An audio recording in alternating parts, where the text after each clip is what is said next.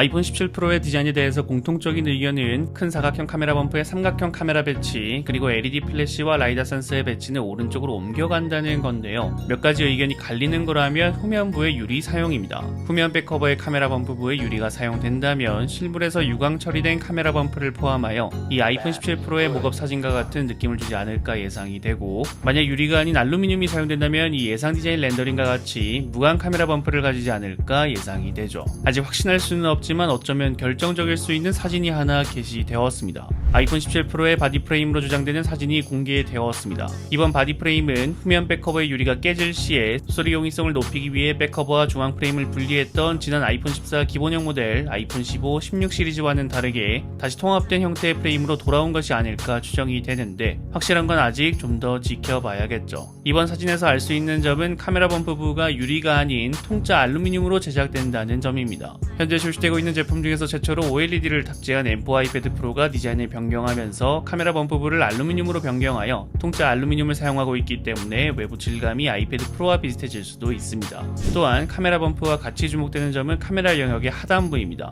일단 맥세이프와 무선 충전 코일을 위한 구멍이 뚫려 있고요. 하단부는 라인을 따라서 단차가 존재합니다. 무선 충전을 사용하기 위해서 무선 충전 코일을 중심으로 일부분에는 유리가 사용될 것으로 예상이 되고 있죠. 이 단차를 따라서 유리가 부착될 가능성이 커 보입니다. 그렇다면 이번 바디 프레임의 사진만 보면 카메라 부분은 무광이고 하단부는 유리가 부착된 이러한 형태가 될 가능성이 가장 높아 보이는데요. 하지만 과거 블룸버그의 보고서에서 나온 내용에 의하면 후면부 색상이 투톤이 되진 않을 것이다 라고 하고 있기 때문에 과연 어떻게 일체감을 줄지도 지켜봐야겠는데, 이번 프레임만 보면 투톤이 될 가능성이 높아 보이지 않나 싶습니다.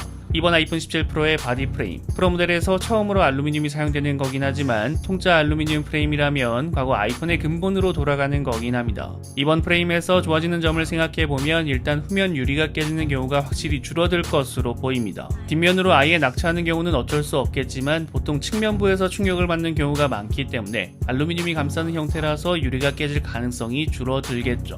그리고 무게가 가벼워질 것으로 기대가 됩니다. 일단 티타늄에서 알루미늄으로 바뀌는 것만 해도 무게 감소 효과가 있을 텐데, 유리의 사용이 줄어들게 된다면 지금의 바디보다 무게가 훨씬 더 줄어들 것으로 기대가 됩니다. 다만 배터리 용량이 늘어나기도 했고 또 다른 부품들이 어떻게 될지 모르기 때문에 그렇다고 해서 아이폰 17 프로의 무게가 16 프로보다 무조건 가벼워진다고 확신할 수는 없습니다. 문제는 신미성인데 이건 좀 더 지켜봐야겠습니다. 여러분들은 이번 아이폰 17 프로의 프레임을 어떻게 생각하시나요? 댓글을 남겨주시면 감사드리겠습니다. 시청해주셔서 감사합니다. 지금까지 알비였습니다.